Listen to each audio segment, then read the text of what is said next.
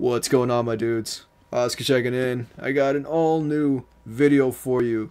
This is a special one. I want to today talk about a series, a video I talking about volumes 1 through 3, and I didn't like it, so I scrapped it and decided to start completely over from scratch. And today I want to talk to you all about Goodnight Punpun, and this is not a let's talk about, this is a let's review, so there will be full spoilers for Goodnight Punpun, so let's do this. So for like anyone that clicked on this and they haven't read Goodnight Punpun yet, I definitely highly recommend it. Please go read at least the first 2 volumes before you come back and watch this video. I'll give you a quick summary or something about Goodnight Punpun. So it follows this kid right here named Punpun, and he's in love with a girl named Aiko, who's actually sitting right there. And I think Aiko is one of the best drawn characters that I've ever seen, and I love how Inio Asano draws her.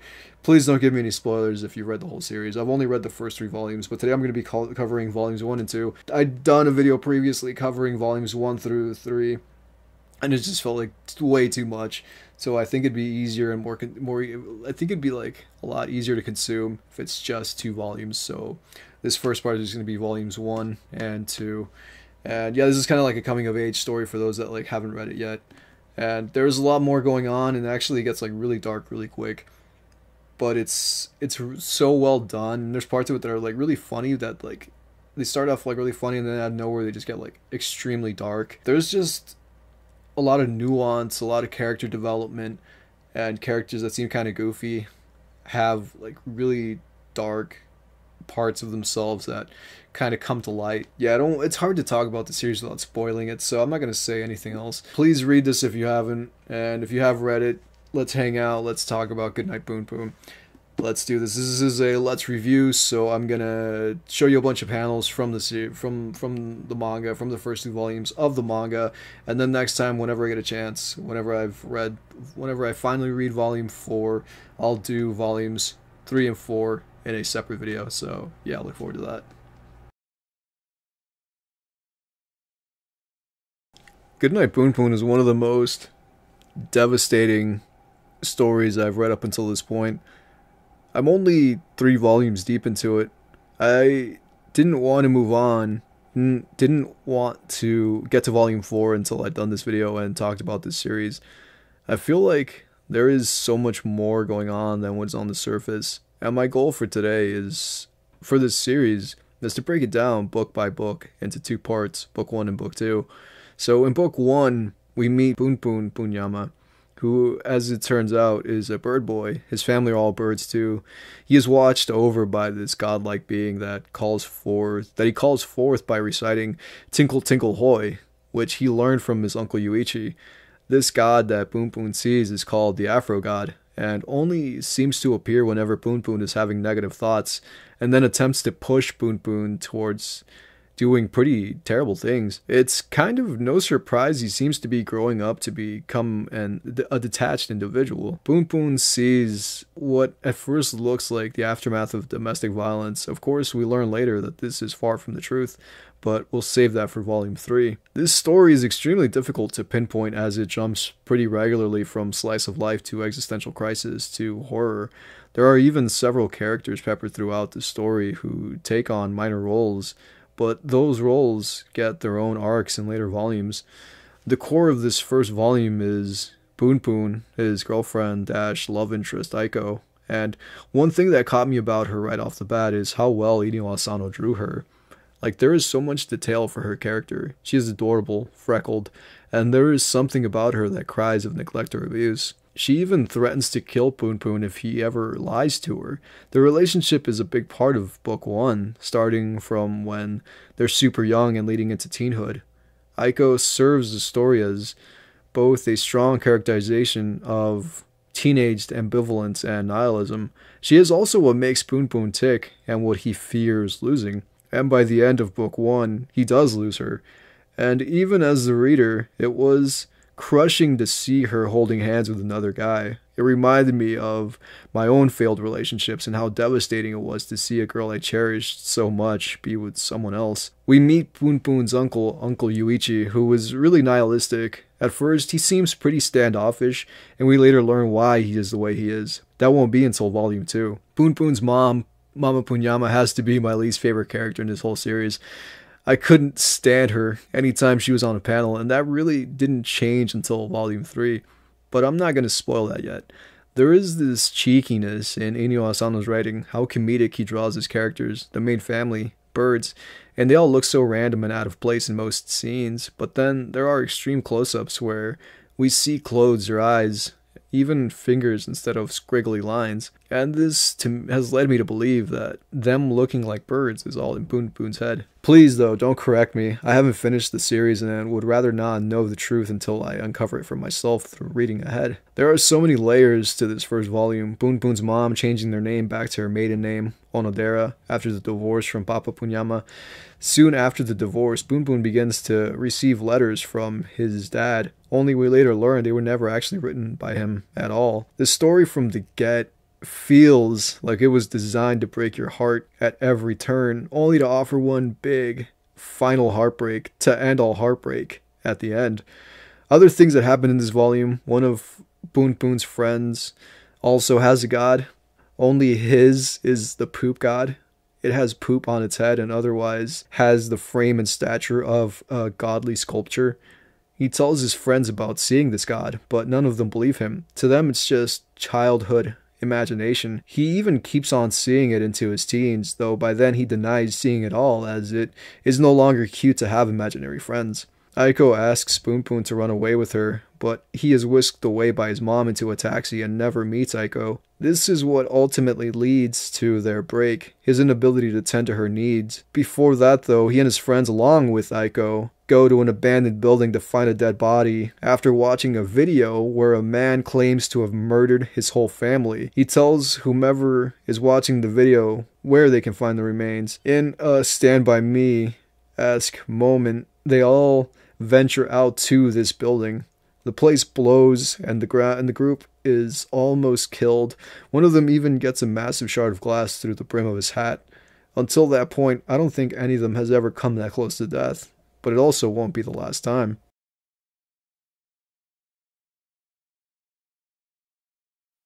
In Volume 2, 2 years have passed since the final events of Book 1. Book 2 to me is where things start to really go downhill and gradually pick up momentum. It's definitely the more somber volume of the first two. Volume 1 had its moments that spoke to the turning of the cogs in Goodnight Punpun. Volume 2 is where things really begin to delve into the psychology of these characters, namely Uncle Yuichi, who is the focal point of Book 2. And his story is not an easy one to consume, not by a long shot, so let's do it anyway. Let's unravel the threads of this troubled individual. Yuichi has some demons. At first, he's kinda standoffish and you wonder why he's so quick to overheat. As we get to know him, things begin to unravel. Forms a relationship with Midori, who was his sister's nurse while she was in the hospital. She quits that job to work in a coffee shop, which she later comes to rent out herself. In this same coffee shop, we see more and more of Yuichi's struggle. He won't talk about it, not outright, but there is something there that has a death grip on him, and it won't let go. We come to learn through a one-on-one conversation with Midori that Yuichi was a teacher once at a pottery school. There he meets a middle-aged student who is a little too friendly. She brings him snacks and tries to get him to come out with her. He rejects all of her advances. Then one day she brings her daughter to a class. This is the point where the tenuous grip Yuichi held on reality begins to unravel. Yuichi becomes the girl's mentor. She's sweet, young, and innocent, but we later learn this is all just a facade she wears, and she wears it well. Rain-soaked, she shows up at Yuichi's apartment, and at the time, 2 years ago, he's engaged to someone else. He keeps promising this woman he wants to get married, and keeps putting the actual marriage off. He later repeats this same cycle with Midori, proving he's incapable of change. Later in Volume 3, after he and Midori form their relationship, he cheats on her because he is incapable of forming genuine adult relationships. Commitment is like an illusion, a fleeting thought. The young girl shows up at Yuichi's apartment and she's rain-soaked. She just ran away from home. She needs warmth, someone to hold her, to tell her they'll protect her. Just as Yuichi is about to engage in adult acts with this underage girl, his then fiancé comes to the door.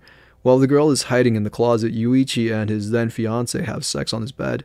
The girl sees the whole thing from the closet in what is one of the most tense and unforgettable parts of the second volume. Yuichi doesn't see the girl again for some time.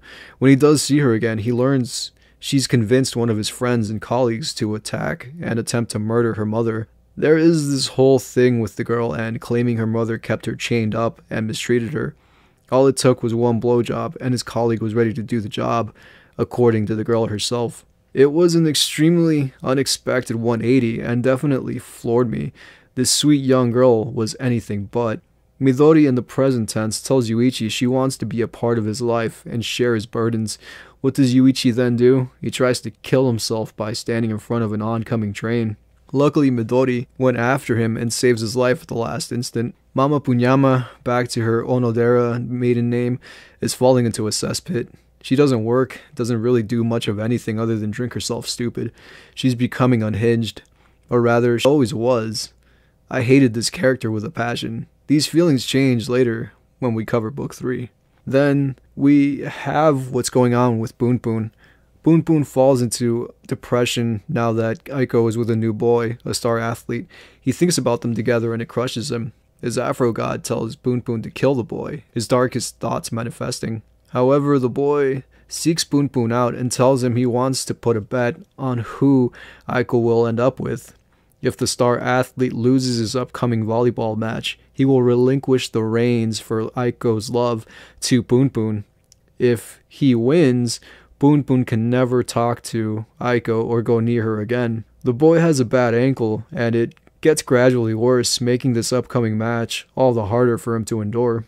One of the most tense scenes here is while the match is taking place between the star athlete and an up-and-coming freshman. Aiko makes a series of confessions and revelations that Punpun had not expected. This is easily one of the best orchestrated scenes from the manga, jumping between Aiko's confession and what is going out on the court. The balance of the all-star boy fighting a losing battle and Aiko confessing to Punpun that she doesn't really love the all-star boy was palpable. She again asks Punpun to run away with her, pick up where they left off, but she refuses.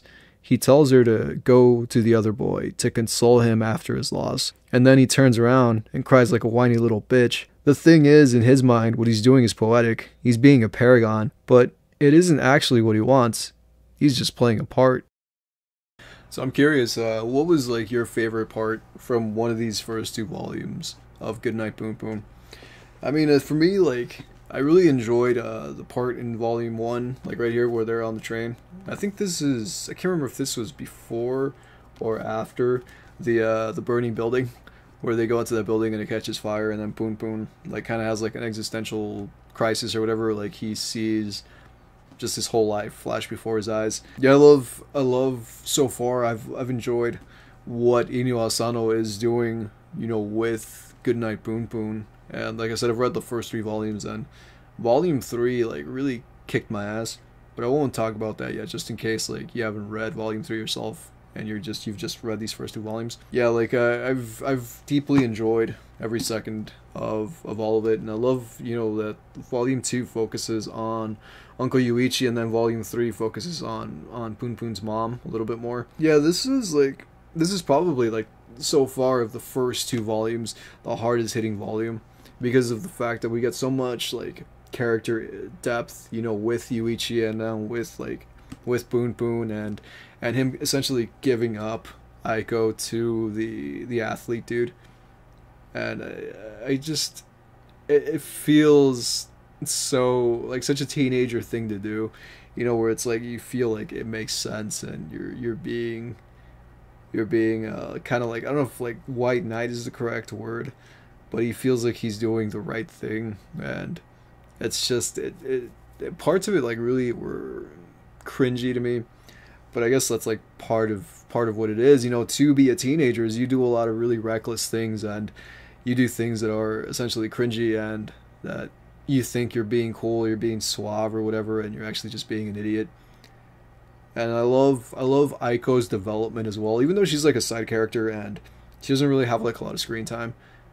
I feel like when she is around and when she does appear, she commands a presence whenever she's on the page, And I feel like that is something that Asano has done masterfully to convey her as a character and to really convey Punpun's innermost feelings as they progressively get darker and darker, and his god, this dude right here, as his god, becomes more and more brutal and tells him to kill the athlete, dude, the star athlete. I have a deep fondness and appreciation for what I've read so far with Goodnight Punpun, and I have no idea what's gonna happen now, what's gonna happen in volume 4. I just gonna wonder how, like, Asano made so much of this, because even though I've read these first 3 volumes, and then volume 3 is like probably the most brutal one yet, and I won't say more than that, but yeah, pretty much like just the level of detail and kind of wrapping around to things that happened really early on and giving more depth to each character, and even characters that I didn't really think were going to get a lot of story or screen time have like progressing storylines. And yeah, you can tell that this is a labor of love, and even though it is dark and a lot of it gets progressively darker as it goes, there is so much rich detail, and I don't want to stop reading it. And I feel like this is going to be a story that's just going to stay with me forever, even like long after I read it. I don't know if I'll ever reread it, just because there's just so much story, and I have so much shit that I want to like read and move ahead with, that like I don't know if I'll ever reread Goodnight Punpun. Yeah, like I said, this is probably a story that's going to stay with me forever, and I may actually at some point even get like baby Punpun tatted on me somewhere, just to collect it, just to have a memory of how dark and brutal this story was. But at the same time, like, parts of it are really funny, like when the kids are dancing along with the dude who killed his family, like they're all like kind of dancing in the room following his rhythm. That was really random as fuck. That was just so random, but it was really cute. I like that part of it, that they're still kids. They want to feel, or even Punpun wants to feel like he's above it, but in the end he's still a kid and he has no idea what the hell he's doing. And I love that, despite that, this is a story that takes place in Japan with Japanese kids, it's still kind of a universal thing, because obviously I was a teenager once. I'm in my 30s now, but I was a teenager once, and I remember, just being an idiot and trying to impress girls, and it didn't always work out, and sometimes I got laughed at, and I made mistakes, and I ended relationships, or threw away relationships with people for the stupidest things, but they make sense to you when you're a teenager because you don't know any better. Just the fox, that fox teenage wisdom is what I call it.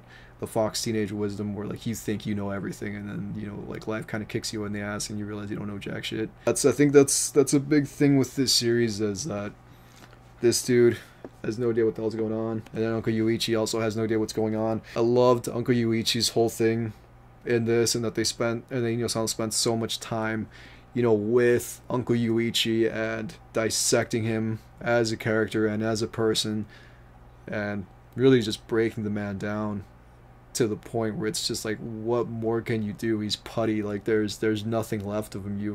You've exposed his marrow.